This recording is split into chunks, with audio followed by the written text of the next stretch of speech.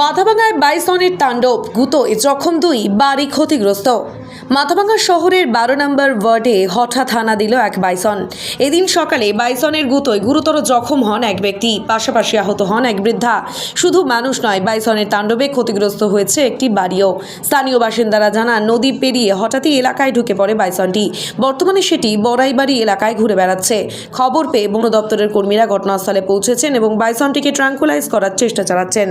শহরে বাইসন বাইর হয়েছে 12 নম্বর ওয়ার্ডে, সেখান থেকে এখন 2 নম্বর ওয়ার্ডে আসছে। এখানে ঘোরাঘুরি করতেছে। 2 জন আহত হয়েছে, সেটা মাথাভাঙা হসপিটালে ভর্তি, মহকুমা হসপিটালে। তাদেরকে প্রাথমিক স্তরে চিকিৎসা করে তাদেরকে ছেড়ে দিয়েছে। আপনার নাম? আমার নাম বজলে মিয়া।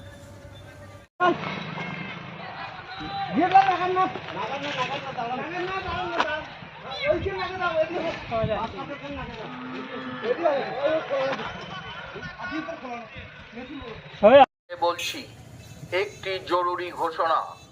মাথাভাঙা শহর সংলগ্ন এলাকায় বাইসন বেরিয়েছে। বাইসন দেখতে পেলে দ্রুত প্রশাসনকে জানান। অযথা আপনি কি আপনার সন্তানের ভবিষ্যৎ নিয়ে চিন্তিত?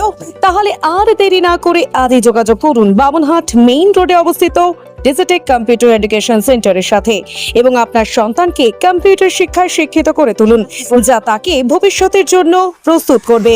ডিজিটেক কম্পিউটার এডুকেশন সেন্টার একটি সরকারি স্বীকৃতিপ্রাপ্ত এবং ISO সার্টিফাইড অন্যতম নির্ভরযোগ্য কম্পিউটার প্রশিক্ষণ কেন্দ্র।